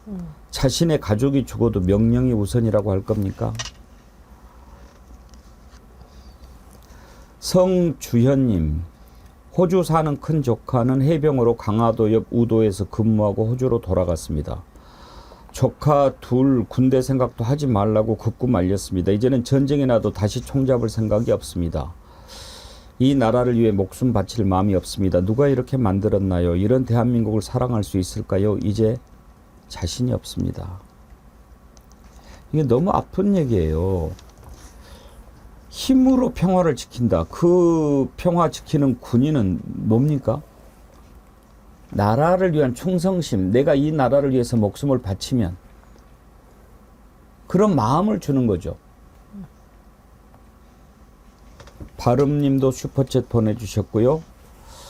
코헨 크리스님 슈퍼챗을 10만 원이나 쏴주셨는데 따로 내용은 보내지 않으셨네요. 코헨 크리스님은 제가 오늘 처음 뵙는 것 같은데, 예, 슈퍼챗 보내주신 것 감사드립니다. 네, 전하는 말씀 듣고 입으로 넘어가겠습니다.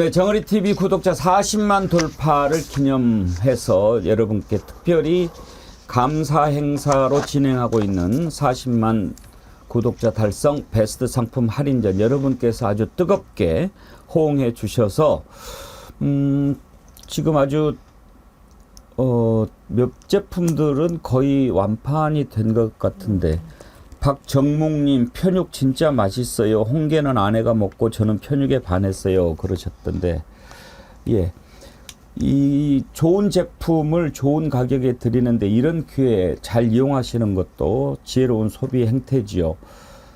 그냥 드리는 말씀이 아니고 다음 주부터는 또 가격을 다시 원상복구합니다. 이런 행사를 계속할 수는 없으니까요. 너무 반응이 좋아서 보너스로 한 가지 제품을 더 추가했다고 합니다. 여러분들이 좋아하시는 자민경 온기진고 홍삼 제품인데 이 제품도 역시 마진 없이 440개 한정으로 한 개에 14,040원. 이 가격은 정말 거의 파격적이네요. 정말 싸지요.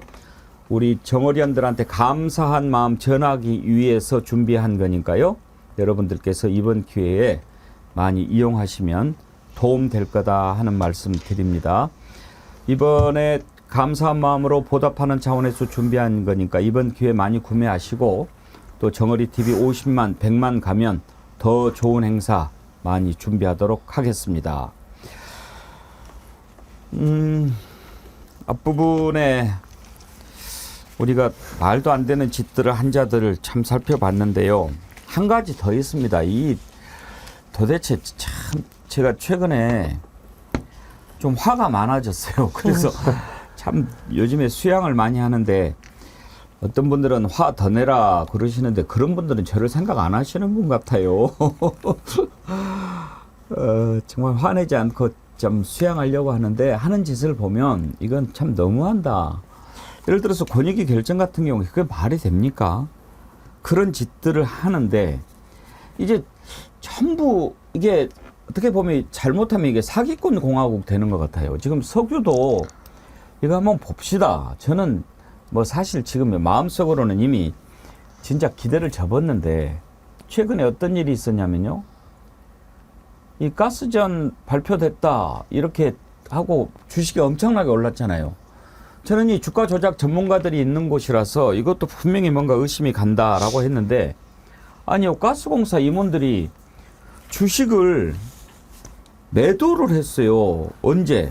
지난 5일, 7일 이날이 안진걸 소장님. 네. 막 상한가 치고 그런 날 아니에요? 맞습니다. 이때 팔고 그럴 수 있어요? 그러니까 아마 미리 발표 소식을 알지 않았나 싶습니다. 그래서 주가가 올라갈 거다라는 걸 알고 그런데 분명히 하루 이틀 지나면 엄청 뻥이다. 굉장한 논란이 생길 거다. 액티조라는 세금까지 체납한 1인 기업한테 모든 걸 의존한 거에 대해서 그럼 주식이 또 폭날 수도 있다라고 느끼고 당일 팔아가지고 지금 저희한테도 제보가 계속 석유공사나 가스공사 내부 제보가 오는데요. 1억 안팎씩의 시세 차익을 누렸다는 겁니다. 이 사람이 너무 이상하지 않습니까? 주가가 올라가면 본인들이 만약에 석유공사나 가스공사 임직원들이 확신이 있었으면 주가가 더 올라갈 거다고 냅뒀겠죠.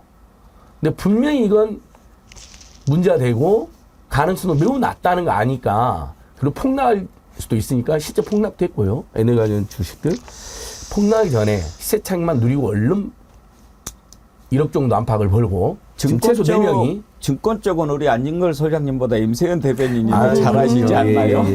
어떻게 봐야 돼요? 미래에셋 이게 근데 어쨌든 자사주잖아요. 그러니까 임직원 같은 경우는 정보를 볼 수 있는 내부 정보를 볼 수 있는 권한이 있습니다. 예. 그래서 뭐 어디까지는 제가 그걸 추정하기는 조금 어려운 문제인데 아까 저도 말씀처럼 이 유전이 정말로 왜냐 가스도 매장이 되어 있으니까 정말로 이렇게 매장이 되어 있고 채산성이 있고 우리가 사업적으로 이용된다면 석유공사 이 자사주 갖고 있는 사람 대박 나는 거예요. 그런데 이게 지금 임직원 같은 경우는 그 3천만 원 이상의 주식을 사게 될 수가 없어요. 본인 자사주가. 본인 내부자 그 거래가 있기 때문에. 그래서 이거를 공직자윤리위원회 허가를 받고 아니면 혹은 백지 신탁을 해야 되는 거거든요. 근데 이게 저렇게 1억 얼마까지 갖고 있었다는 이유를 사실 잘 모르겠어요. 저 금액을 보고 980만 원 이 부분이 이해가 되는데 지금 1억 얼마잖아요. 근데 그럼 3천만 원 이상이 넘는 건데 그러면 이게 신고가 된 건지 백지 신탁 혹은 한 건지 아니면 어떤 경위로 매도가 된 건지 이것도 사실 좀 중요한 포인트인 것 같은데요. 어쨌든 뭐 그거는 뭐 본인들이 절차적으로 했는지 안 했는지 나중에 추후에 봐야 될 상황이긴 한데 이만즉슨 임원들이 먼저 파는 건 굉장히 위험한 신호입니다. 그러니까 증권계에서 자사주를 갖고 있는 사람들이 보통 장내 거래로 이걸 매도를 한다 이러면 시장에서 다 알게 되잖아요. 그럼 그 회사의 가치가 이젠 더 이상 좋을 수가 없다라는 시그널로 읽히거든요. 그래서 이제 임직원이 어떤 경영권 등등으로 주식을 팔아야 될 상황이 생기면 그게 이제 이런 장내에서는 문제가 되기 때문에 장외 매도를 하거든요, 보통은. 예. 근데 지금은 장내에서 판 거기 때문에 이게 이제 석유나 가스가 채산성이 없다는 걸 스스로 본인들 어허. 회사에 스스로 이야기를 한 것 같습니다. 그렇게 볼 수 있죠. 네. 이게 만약에 더 가치가 오를 것 같으면 팔겠냐 하는 네, 생각도 들고. 그렇죠. 주주들한테 보내는 시그널이거든요. 보통 이런 임원진이 하는 것은. 근데 이게 채산성 없다라는 걸 보여주는 거죠, 오히려. 전현 대변인은 석유 발표 믿어요? 저는 이제 너무 의심을 많이 하죠. 저는 이명박 정부 때도 기자였었고, 안녕하 소장님 지금도 저를 기자님이라고 부르는 게 이제 그때 이제 여러 가지 활동을 하시고 계셨고 저는 기자였는데 이제 자원외교 때문에 너무 논란이 많았었고 너무나 많은 사람들이 뭐 구속이 되고 난리가 났었기 때문에 더 의심을 할 수밖에 없는 거고요. 또 하나는 우리가 이제 중요한 사항을 발표할 때 군 단위만 돼도 이른바 말씀 자료라고 해서 관련 부처라든가 관련 공무원들이 이걸 다 검토를 합니다. 왜냐하면 최고 행정 책임자가 이걸 발표했을 때 문제가 생기면 엄청난 혼란이 일어나기 때문인데 대통령이 이번에 발표한 거 보면은 이게 무슨 말인지도 모르겠는데 이후에 산자부에서 계속 해명하고 또 의혹이 제기되면 해명하고 이러다 보니까 아 이게 어쩌면 산자부 내에서도 제대로 결론을 내리지 못하고 누군가 대통령에게 보고를 했는데 대통령이 이거 너무 지지를 많이 하기 위해서 좋은가 빨리 하자 이렇게 된 게 아니란가 의심이 될 수밖에 없는 거고요. 또 하나는 또 있습니다. 이 5천억 원이 넘는 예산이 들어가는 것을 과연 야당의 승인을 얻을 수 있는가, 국회를 통과할 수 있는가에 대해서 산자부에서 저는 검토가 안 됐다고 해석을 합니다. 왜냐하면 이 정도 규모면 나중에 산자부가 책임을 져야 돼요. 국회에 와서 자료도 제출해야 되고 장관이라든가 차관이라든가 담당자의 이름이 다 제시된 문서를 제출해야 되는데 이거 과연 책임을 질 수 있는 걸 했느냐. 제가 보기에 요즘 산자부 공무원들이 혹시 잠 못 이루고 굉장히 고민하고 있지 않을까. 저는 솔직히 그런 걱정이 됩니다. 이상부님이요. 가스공사 임원들 주식 매도는 사업 자체가 희망이 없다는 증거입니다. 그런 글을 주셨어요. 아까 임세은 대변인 말씀하고 같은데 지금 뭔가 이것도 이상하지 않습니까? 일단 왜 그랬는지는 우리가 여러 가지로 분석을 해볼 수 있죠. 지금 뭐 지지율이 팍팍 떨어지고 또 뭐 워낙 본인 가족들한테 향하는 의혹들이 많으니까 그걸 다른 쪽으로 틀어보려고 한 것 같은데 문제는 돈이 들어간다는 거죠. 우리나라 돈이. 뭐 구멍 하나 뚫는데 1200억이라고 그러니까 다섯 개면 6천억이 넘는 거죠. 그걸 과연 할 만한가? 이재명 대표는요. 지금 자영업자들이 얼마나 힘듭니까? 어제 이재명 대표가 최고위원회에서 발언하는 거를 들어보니까 그 마음속에 얼마나 저도 요즘에 방송을 진행하면서 그런 걸 느끼는데 막 이렇게 끌어오르는 것을 제가 느낄 수가 있겠더라고요. 여러분도 한번 느껴보시죠. 한번 들어보겠습니다. 아니 그 확실치도 않은 유전에 5천억씩 1조 원씩 퍼볼 돈은 있으면서 아프리카에 100억 불씩 원조할 돈은 있으면서 이 동네 골목에 이게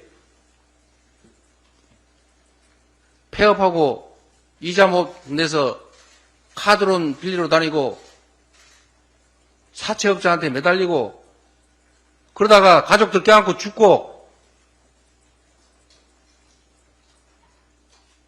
이러는 거 안 보입니까?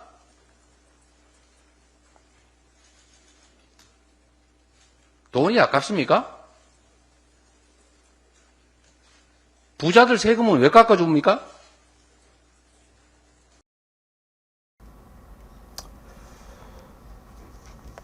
여러분도 방금 이재명 대표 말씀하시는 거 이렇게 들어보면서 좀 제 심정 이해되지 않습니까? 지금 방송에 이렇게 나가서 그러지 마이크 내리면 욕 한마디 나올 그런 상황 아닙니까? 요즘 마음이 그렇습니다. 정말 이 정상적인 마음을 가지고 이 정부를 얘기할 수가 없는 상황이에요. 안영걸 소장님. 네. 지금 민생이 어떤 상태입니까? 한번 진단을 한번 내려주세요. 최근에 발표된 모든 통계가 최악입니다.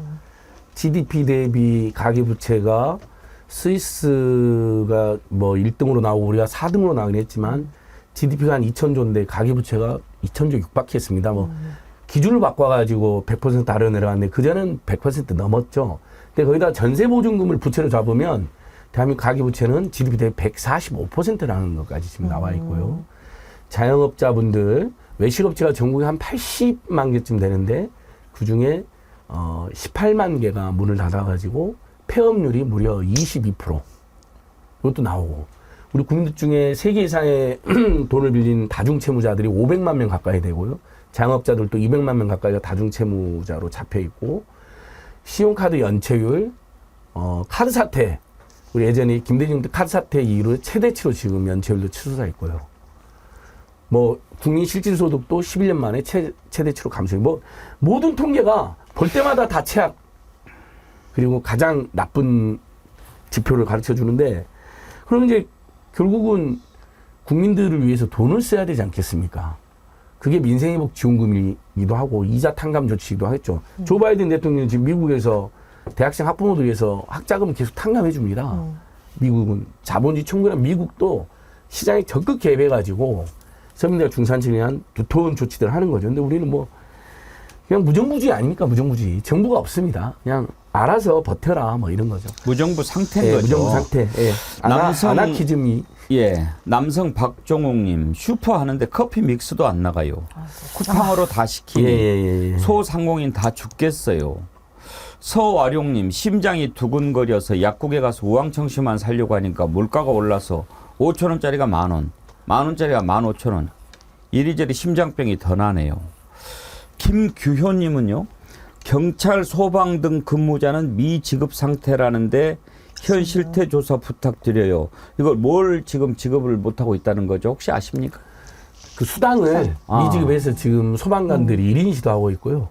왜 안 줘요? 돈이 없어서 안 주는 거죠. 줘야 되는데. 나라가 공무원들 줄 돈을 못 주면 그건 나라 아니에요? 지금 대한민국 나라가 아닌 상태가 돼버렸습니다. 셧다운 되는 거죠. 미국에서도 이제 월급 못 줘가지고 정부 행정이 마비돼서 셧다운이 일어나지 않았습니까? 이게 우리나라에서 일어난다 진짜 기가 막히죠, 만약 그러면. 지금 뭐 중소기업 10곳 중에 4곳은 지금 한계 상황이다 이런 통계도 나오고 있고요. 그렇죠.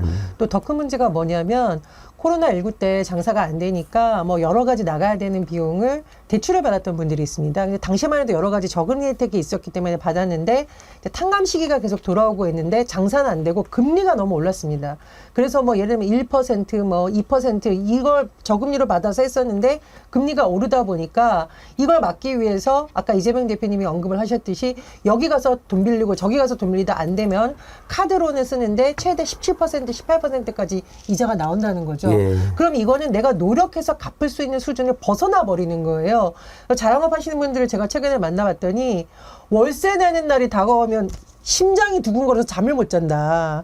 이런 말씀을 하신 분도 있었고, 나이 드신 두 분이 2명을 아이브라티생을 써서 장사를 했었는데 식당이 너무 안 돼서 2명 내보내고 이 노인분이 그냥 설거지하고 이른바 서빙하고 다 할 수밖에 없는 상황이라고 합니다. 그래서 돈을 우리가 물론 미래를 위해서 투자해야 될 땐 투자하면 됩니다만 지금 너무나 많은 사람들이 교통을 겪고 있는데 그걸 외면하고서 확실치도 않은 데다가 예산 퍼붓겠다고 하니까 정말 화가 난다 이런 목소리가 나오는 겁니다. 그 이번에 그 석유 시추도요. 절차를 제가 확인해 보니까 시추할 수 있죠. 그래서 석유공사 내부에서 의사결정을 해가지고 보통은 사장이 발표를 하죠. 아니면 국내 사업 책임자가. 시추 여부를 결정할 권한이 없는 윤석열 대통령이 느닷없이 왜 시추 여부를 본인이 발표를 합니까? 그 시점도 너무 기가 막히고 그래서 모든 게 옥투성입니다. 어제 저희 임재현 소장이랑 강두권이 제가 기자회견 했습니다. 그동안 문제됐던 걸 조목조목 짚었는데 그 아브레오 박사 옆에 붙어있는 사람은요 지금 퇴직 직전에 임금 피크 제의문입니다. 그 기자회견 계속하는 사람 있잖아요. 같이 직급이 수석위원인데 수석위원 뭐냐? 퇴직 직전에 관행적으로 주는 직책인 거예요. 그러니까 그다음에 사장은 임기가 끝났어요. 예. 그래서 서경훈 사장 임기 끝났고 그 옆에 붙어 있는 사람은 퇴직 직전 임원이에요. 그 사람들 어떻게 책임을 집니까? 내부 공지를 보니까 윤석열은 140억 배를 했는데 서경사 내부 공지에는 2억 배를 정도라고 되어 있는 겁니다. 그러니까 완전히 지금 윤석열한테 누군가가 프로젝트로 지지율 떨어지니까 또는 김건희에 쏠리는 시선을 돌리자 하고 이건 정말 거의 대국민 사기 기획을 했다. 그렇다면 이게 다 밝혀질 겁니다. 범죄지요. 엄청난 범죄라고 저는 봅니다. 범죄지요. 이명박 자원외교 때보다 더 심합니다. 그 지금 뭐 20% 계속 이야기가 나오는데요. 저 그 20%도 예를 들면은 우리가 뭐 시추를 5개 해서 거기서 이제 기름이 나와서 실제로 생산이 된다 20%처럼 이렇게 호도를 하는데요. 그게 아니라 지금 그 엑스지오의 그 아브레오인가요? 그 사람이 이제 얘기하는 것도 20%를 정확하게 이야기를 안 하고요. 어떤 식으로 말을 하냐면 유망 구조라고 이야기해요. 그것도 정확히 얘기 안 합니다. 어디 광구의 어느 지역에서 뭐 석유 매장량을 뭐 된 게 아니라 유망 구조가 매우 뭐 유망하다는 식으로 이 뭐 어쩌라는 거예요. 얘가 공부 되게 잘할 것 같은데 나중에 서울대를 갈 것 같은 느낌이 들어. 막 이런 것보다 더 심한 왜곡이라고 봐요. 그래서 이거 이제 유망 구조라는 곳에서 실제로 그 지질학적 특성이 뭐 석유나 가스나 이런 빈 공간이만 있을 것 같은 것으로 추정이 되는 거예요. 예를 들면. 그러면은 그거는 시추를 통해서만 알 수 있는 거예요. 이 안에 이제 예를 들어 내시경 해야지 위에 무슨 상태를 아는 것처럼. 근데 이만한 공간이 있는데 야, 이 공간이 있을 것 같아. 유망 구조이기 때문에. 그런데 이 안에 가스든 석유는 혹시 있는 거 아니야? 이런 상태에서 지금 이걸 20%라고 얘기하는 거 아닙니까? 그게 대표적인 예가 이명박 정부 때 자원외교 하베스트 그 원유 캐겠다고 해서 사실상 98%가 물이어서 우물 캔다란 말까지 나왔어. 우물 캔다. 근데 물이 있었던 거예요. 몇 조 주고 우물을 산 거죠. 예. 7조가 걸렸다. 5조, 예. 7조 이런 얘기가 나옵니다. 그럼 지금 같은 경우도 그 유망구조라고 하는 그곳을 막 몇 군데 뚫었다고 쳐요. 그럼 뚫을 때마다 1,000억. 뭐 보통 5개 얘기하지만요. 뭐 24개를 뚫어야지 알 수 있다는 말도 나옵니다. 그러니까 천정부지로 가는데 정확히 과학적인 조사와 근거도 없이 엑스지오의 말만 듣고 심지어 그 15년 동안 여러 가지 연구를 한 그 호주의 갑자기 이름 우드사이드의 그런 발표 조사 자료나 그곳에서 한 연구는 엑스지오가 하나도 반박을 못해요. 무슨 근거로 반박합니까? 그런데 이것을 수조 원 들어서 한다? 그러니까 이재명 대표가 화가 나죠. 지금 이거 불확실한 거에 예를 들어서 내가 돈이 이만큼 있어서 이걸 학비도 써야 되고 뭐 생활비도 나가야 되는데 이거 지금 과장이 경마하겠다고 나간 거예요. 거기서 도박하겠다고. 예. 그거랑 비슷한 거 아닙니까? 그러니까 화가 나죠. 실제 생산도 2035년이라고 하는데요. 예. 그때면 완전히 재생에너지 시대, 알리베리 시대가 될 거거든요. 이미 지금 그렇게 가고 있잖아요. 유럽에서 그렇게 평가를 합니다. 급격히 재생에너지 시대로 전환해야 된다. 상품을 못 판다. 예. 2035년대 석유 좀 나왔다고 쳐요. 만약에 조금이라도. 그때 누가 그걸 쓸까요? 얼마나 팔릴까요? 가능성도 거의 희박하지만 설령 나와도 2035년이면 아무도 그것을 살 사람이 없을 수도 있다는 이야기까지 지금 에너지 전문가들 사이에 나옵니다. 이거 왜 하냐고 보니까 뚫기로 한 시추 지점 있지 않습니까? 이번에 액트지오에서 찍은 곳들이 이미 우드사이드에서 뚫었다가 생산성 없다라고 포기하고 간 그 지점이 또 포함이 돼 있다는 거예요. 이게 무슨 말도 안 되는 짓이에요. 그리고 더 좀 의아스러운 거는 정부에서 사실은 이런 논란이 없도록 사전에 더 검토를 해서 발표 단계에서 질의응답을 하거나 산자부 관계자들이 와서 답변하게 되어 있습니다. 이런 중요한 사안에. 근데 대통령이 횡하고 도망가고 언론을 통해서 지금 이런 게 밝혀지고 있어요. 야당이 문제 제기하고 언론이 취재에 들어가면 그때 이후에야 뭔가 산자부에서 부랴부랴 해명자로 비슷한 거를 들고 나와요. 근데 해명자로도 말이 안 돼요. 이러면 당연히 국민들은 의심할 수밖에 없는 겁니다. 더군다나 저는 이런 사안을 대통령이 이렇게 부랴부랴 발표한 저희가 상당히 의심스러운데 최상병 특검이라던가 또는 김건희 여사 관련한 특검을 야당에서 속도를 낼 것 같으니까 이거 정말 또 다른 이슈를 하려는 게 아니라 굉장히 나쁜 정치적 의도를 갖고 있다고 의심할 수밖에 없어요. 지금 모든 게 그렇습니다. 우리 국민들이 어떤 범죄나 비리를 검찰이나 경찰 수사를 통해서 안 게 얼마나 됩니까? 전부 다 언론이 찾아내고 야당이 찾아내고 뭐 이렇게 해서 알게 되는 거 아닙니까? 도대체 왜 대통령이 되려고 했는지를 이해를 못 하겠어요. 에? 왜 정치를 하는지. 어제 이재명 대표 말 중에서 그 부분도 참 공감이 가더라고요. 왜 정치를 하려고 하느냐. 그 내용도 한번 들어보시겠습니까? 어떻게 이럴 수가 있어요?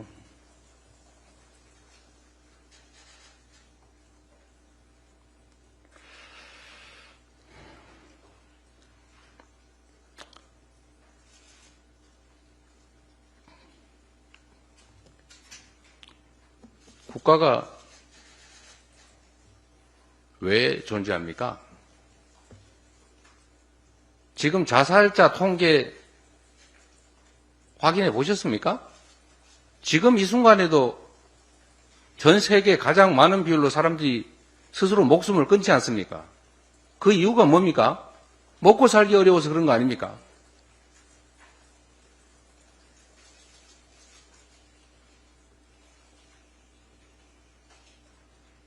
도대체 정치는 왜 하며 권력은 왜 갔습니까?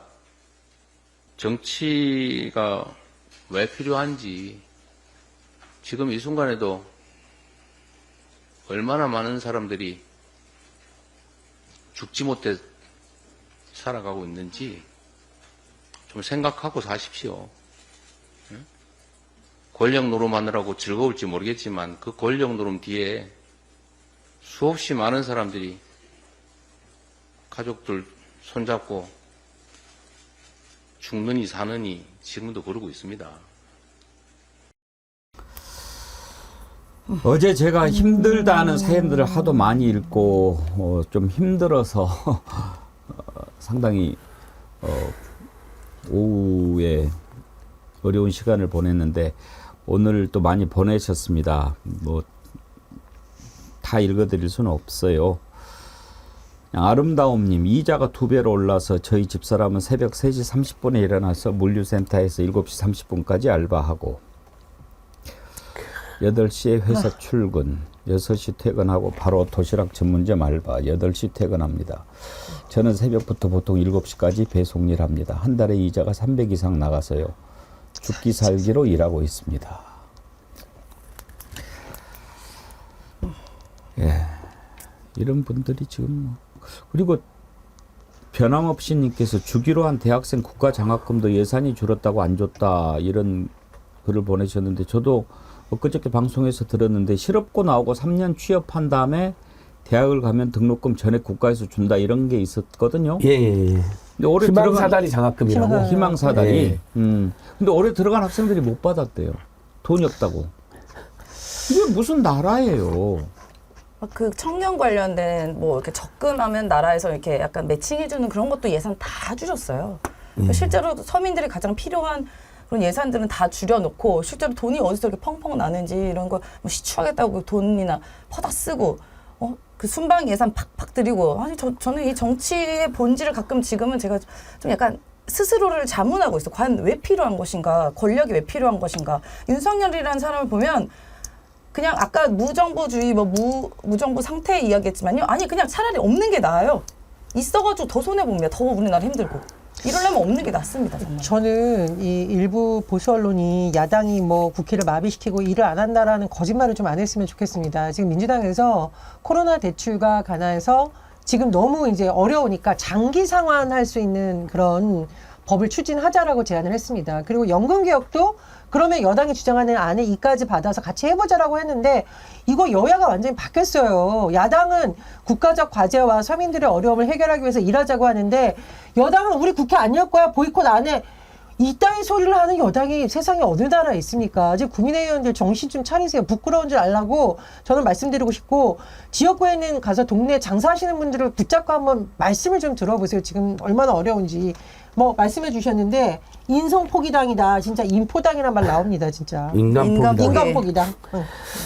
그러니까 그 법안은 아주 잘 낸 거죠. 이제 코로나 때 뭐 몇 억씩 빚을 졌는데 그 10년 장기 이제 분할 상환하게 하겠다는 거잖아요. 지금 만기가 다 다가오기 때문에 이런 법들 빨리 처리해야죠. 민생회복지원금도 1인당 25만 원씩 저소득층 뭐 30만 원씩 주면 그걸로 지금 어쨌든 4인 가족 기준이면 뭐 100만 원이라도 들어와서 그걸로 좀 숨통 좀 트이고 동네 소비도 좀 늘어나고 이런 모든 조치들을 다 아무것도 안 하고 있으니까요. 군인 수당, 생명 수당, 훈련 수당도 잘 안 되고 있다고 합니다. 사병 월급도 2월 중입니다. 이런 글도 보내주셨는데 한번 확인을 해봐야 되겠어요. 만약에 그렇다면 이거는 나라 망하는 겁니다. 이모군란이 왜 일어났는지 아십니까, 안진걸 소장님? 그때 나라에서 딴짓 해먹느라고 군인들한테 쌀을 모래를 섞어서 준 거예요. 쌀에 모래가 섞여 있었다. 네. 많이 어렸을 때 네. 역사책에서 많이 봤습니다. 하평파님, 대통령 걸고 결투 신청함. 예, 참 언제쯤이나 여러분들에게 희망을 주는 내용을 가지고 얘기를 할 수 있을지 참 답답합니다. 내일 안진걸 소장님 집회가 뭐뭐 있나요? 모레? 네, 토요일 날 4시에 2차 혁명주 시민연대 집회가 있고요. 예. 5시는 촛불 집회가 있습니다. 아. 예, 저도 나갈 예정입니다. 오랜만. 아니, 갈수록 매주 더 나가는데 뜨거워지죠? 발언도 하기로 했습니다. 예. 예. 예, 다시 좀 기세가 요즘 올라가고 있습니다. 예. 그럴 겁니다. 국민들이 얼마나 힘들겠습니까? 예. 전하는 말씀 듣고 돌아오겠습니다.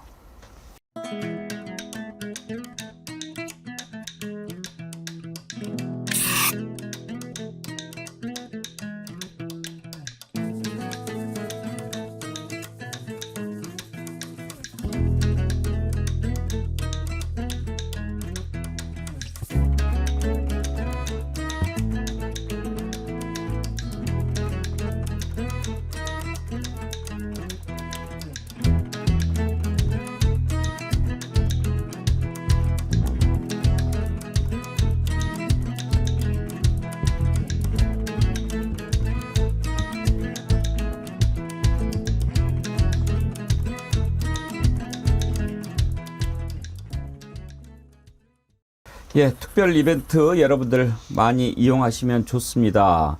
다음 주부터는 가격을 온상 복구한다고 하니까요. 정의리 절찬님, 오집중님, 편육 오늘 온대요. 만나다니 기대. 이분들 제가 다 성함은 빼겠습니다. 원기진고 주문했어요. 너무 파격적 가격에 감사드립니다. 좀 전에 편육 받았는데 너무 맛있어요. 양도 많고요. 홍삼 4개 주문했습니다. 서미리네님, 백운기 앵커님 욕은 중독성이 있어요. 아이고. 부산이대희님, 그냥 죽어 망하겠습니다인데 꼭 그렇지는 않겠죠. 근데 특별히 하여튼 이번에는 준비한 그런 행사다 하는 것은 말씀을 드립니다. 이렇게 국민들이 너무나 살기 힘든데 윤석열 대통령 연봉은 1년 사이 1,000만 원이 또 올랐다네요. 올려. 예. 올려. 많이 올려라. 응. 연봉만 가져가면 다행이라고 생각합니다. 솔직히. 정말 그렇습니다. 네. 예. 아까 코헨 크리스님께서 내용 없이 슈퍼챗 보내셨는데 문자를 하나 보내셨네요. 영업 업무상 영어 이름 사용합니다. 그러시군요. 앵커님 100만 기원합니다. 특검 재의결할 때 국힘 10마리 내외 국회 밖에 붙잡아둘 수 있는 방법 없을까요? 같이 한번 연구해 보십시다. 감사합니다. 오늘 슈퍼챗 보내주신 하영민님, 코엔크리스님, 이현님, 보수영님 TV님, 바름님, 도미솔라라님, 언니짱 TV님 감사드립니다. 네, 여러분들과 함께 좀 더 즐겁게 얘기할 수 있는 날 분명히 오겠지요. 그날을 위해서 함께 손잡고 갑시다. 오늘 함께 해주신 전혜연 대변인님 앞에 어려움 부탁드려서 죄송했어요. 네. 제가 도저히 못 읽을 것 같아가지고. 임세현 대변인님, 안진걸 소장님 세 분 수고하셨습니다. 고맙습니다. 감사합니다. 고맙습니다. 함께 해주신 여러분 고맙습니다. 내일 오전 11시에 찾아뵙겠습니다. 감사합니다.